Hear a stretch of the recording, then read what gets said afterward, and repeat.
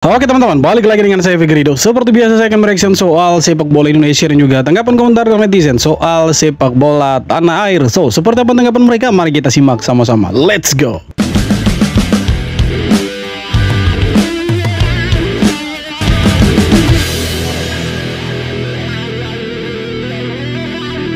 Goodbye Piala Dunia U17.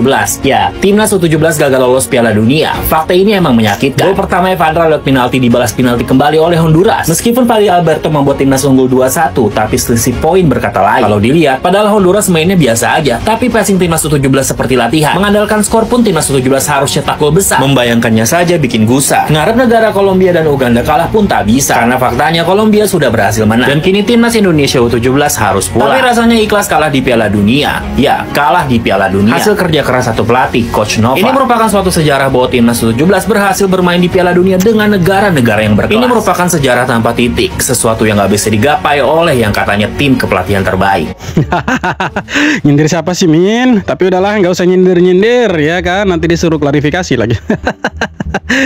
Tapi ya kita bersyukur timnas kita dapat 3 poin lah daripada pulang dengan telur ayam. Tapi ya kita apresiasi lah yang sudah dibuat sama anak-anak timnas U17 ini. Walaupun kalah dari Zambia dengan kalah dari Brasil, tapi tidak apa-apa, intinya kalah di Piala Dunia, bukan kalah di Piala AFF.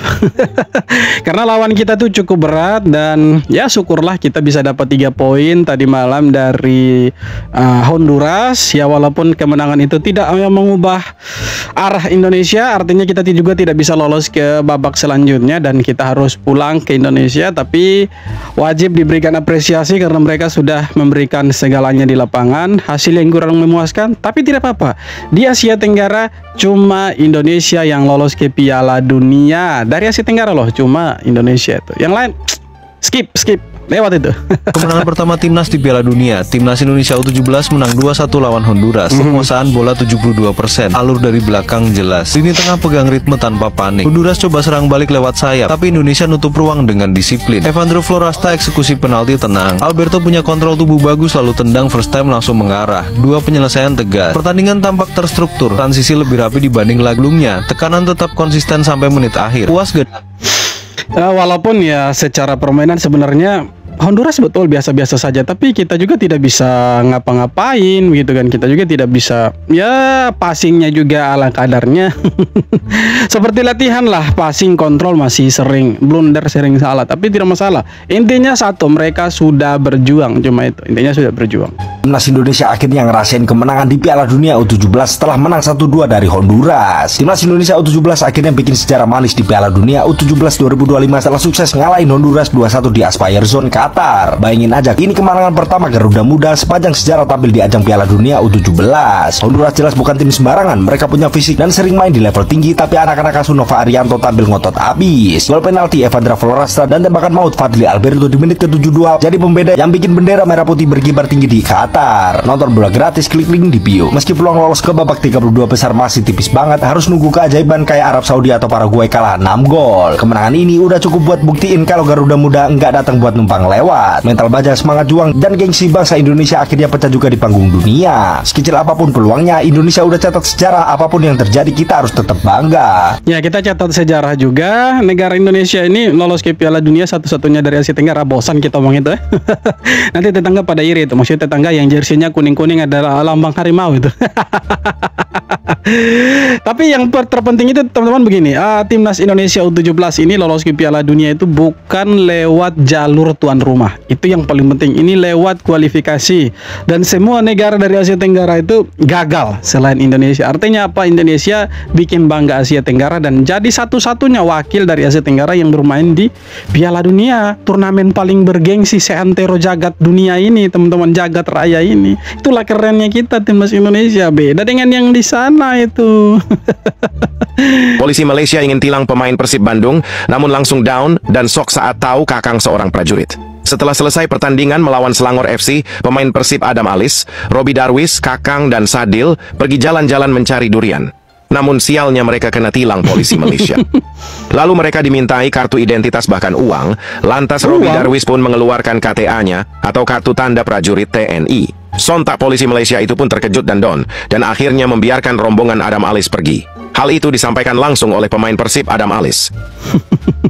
Jadi mungkin polisi Malaysia ini lagi ya patroli lah, tiba-tiba ketemu pemain Persib, ya mereka ini pemain timnas juga loh.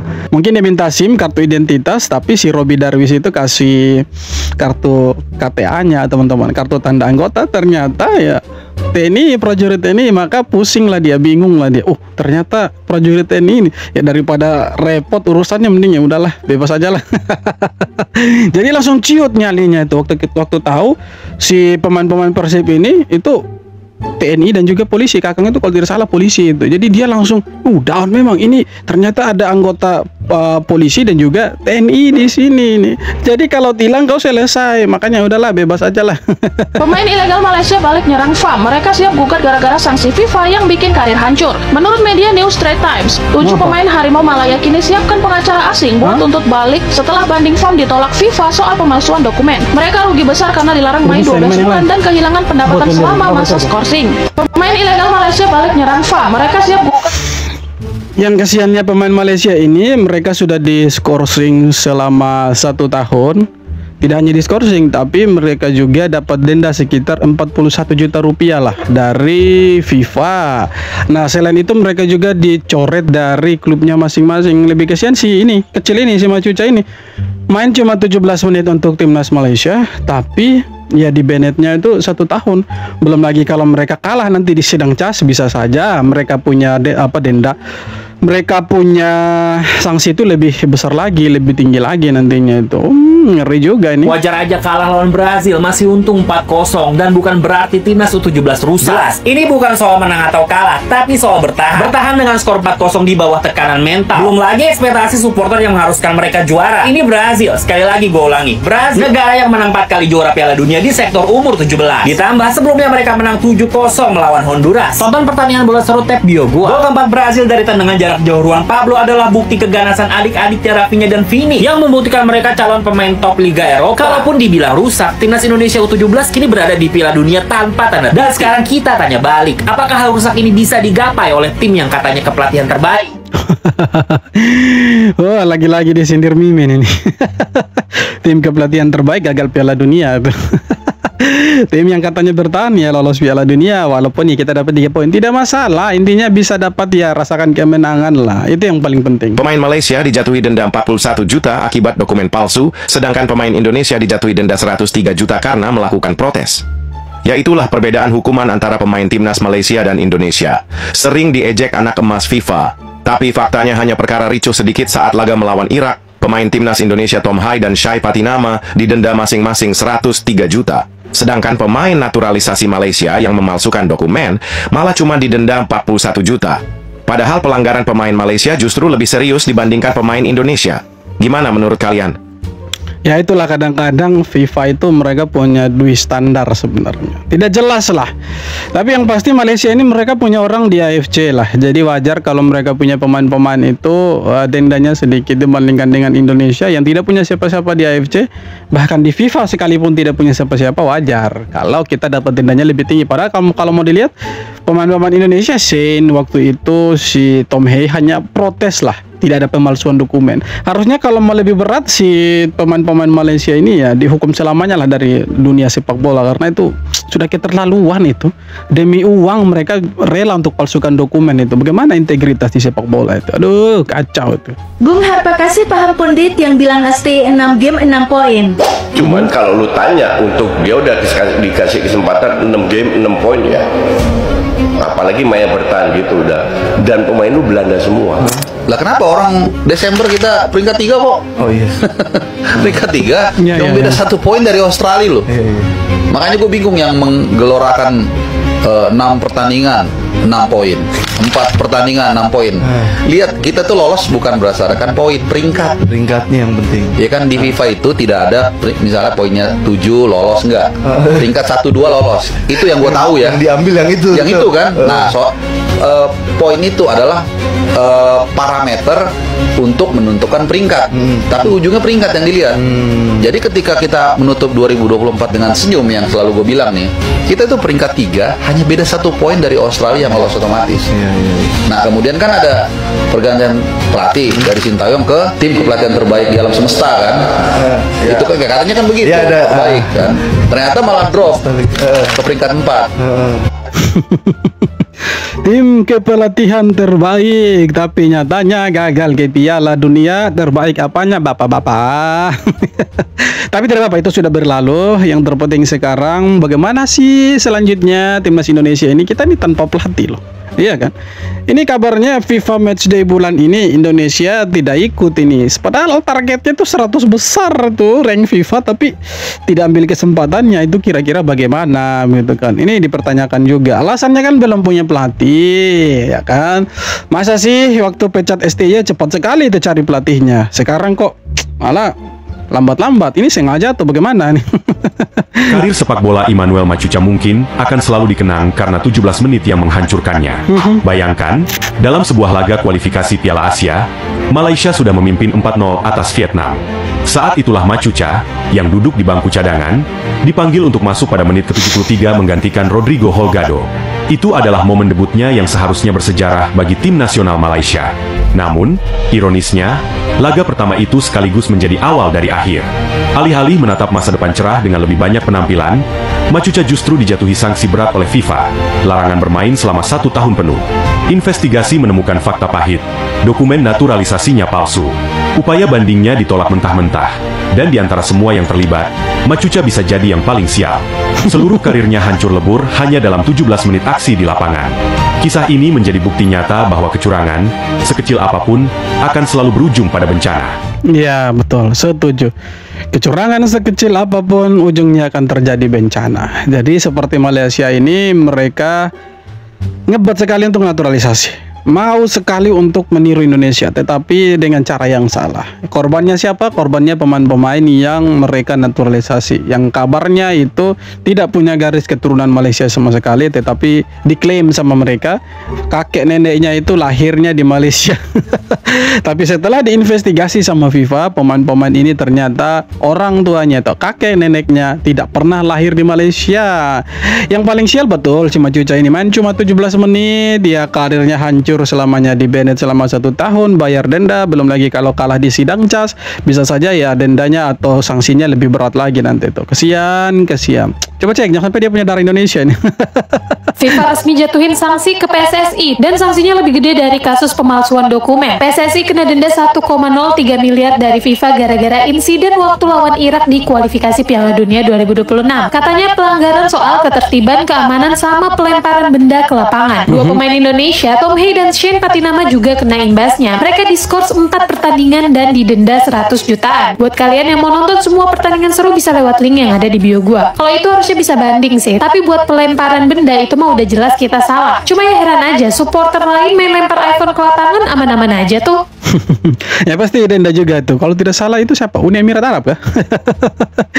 Itu mereka lemparnya iPhone itu. Duh, kita lemparnya ya air mineral, tidak masalah. Mungkin karena itu yang dipegang kan. Tapi heran juga sih kenapa pemain-pemain Malaysia itu dendanya lebih ringan uangnya daripada pemain-pemain timnas begitu. Padahal pemain-pemain timnas ini mereka cuma protes loh, tapi dendanya tuh 100 juta lebih. Kampret memang si FIFA ini. Kembali ajukan banding soal kasus naturalisasi abal-abal, FAM malah bikin malu Malaysia. Komite Disiplin FIFA resmi menjatuhkan sanksi kepada Federasi Sepak Bola Malaysia dan 7 pemain naturalisasi atas dugaan penggunaan dokumen palsu. Setelah banding dalam tempo 10 hari ditolak oleh FIFA, FAM kini membawa perkara ini ke Court of Arbitration for Sport atau CAS. Tapi masalah jadi semakin rumit ketika FIFA menemukan bukti baru yang memperkuat dugaan pemalsuan dokumen. Salah satu contohnya ialah kasus Immanuel Machuca. Dokumen resmi dari kantor catatan sipil Provinsi Santa Fe, Argentina menyatakan bahwa nenek Machuca lahir di Roldan, Argentina, bukan di Penang sebagaimana klaim FAM. Temuan ini mempertegas bahwa ada dugaan manipulasi data silsilah. Dampak sanksi ini bukan hanya dirasakan FAM, tetapi juga klub-klub pemain terkait. Nama Rodrigo Holgado termasuk yang terseret. Klubnya di Kolombia, Amerika Dekali, disebut sedang menindaklanjuti pemutusan kontrak akibat skandal ini. Karir pemain pun terguncang, reputasi klub ikut tercoreng. Pengamat olahraga Malaysia, Datuk Pekan Ramli, menilai langkah FAM membawa kasus ini ke KAS justru dapat memperparah situasi. Ia menegaskan bahwa FAM telah membuat Malaysia malu di mata dunia dan seharusnya segera berbenah, bukan berkeras menolak kenyataan. Kalau menurut kalian gimana nih? Nah begini teman-teman, baik kalau mereka menang di sana, syukur-syukur kalau mereka menang itu dicas. Kalau mereka kalah bagaimana? Kan begitu, pasti lebih berat lagi sanksinya kan. Tapi begini teman-teman, ini jadi pelajaran untuk semua negara yang mau naturalisasi pemain supaya tidak asal-asalan seperti Malaysia ini. Tapi kalau kita mau lihat ya, dibandingkan dengan Indonesia, kenapa kok berbeda begitu kan? Kita punya tim scouting ini gampang sekali ketemu pemain-pemain yang memang berbakat dan punya garis keturunan Indonesia. Nah pertanyaannya, apa sih yang dikerjakan sama tim scoutingnya Malaysia ini? Apakah mereka mencari bakat-bakat yang punya garis keturunan Malaysia, atau mereka cari pemain itu yang mau dibayar untuk naturalisasi palsu? Itu pertanyaan yang harus dijawab sebenarnya. Karena begini teman-teman, mereka ini sudah terbukti hasil investigasi itu melakukan kecurangan, itu memalsukan dokumen. Nah sekarang mereka itu ngotot sekali kalau pemain-pemain ini punya garis keturunan Malaysia, dan mereka tidak bisa buktikan itu. Sudah tidak bisa buktikan itu, mereka justru bawa lagi ke sidang yang lebih tinggi, ke sidang CAS ini. Nah kalau misalkan mereka kalah di sidang CAS, oh itu dendanya lebih besar lagi, itu sanksinya lebih berat lagi nanti itu. Jadi mending ya sudahlah, akui saja kesalahan, kemudian ya sudahlah, nanti akan berakhir begitu saja. Tapi kalau ngotot, sudah salah ngotot lagi ke sidang CAS ya tambah ribet nantinya. Oke teman-teman, jadi itu dia beberapa video tanggapan komentar dan netizen soal sepak bola tanah air dan Malaysia. So seperti apa tanggapan kalian? Silahkan tulis kolom komentar. Terima kasih banyak sudah nonton. Kita jumpa lagi di video-video berikutnya. Thank you bro.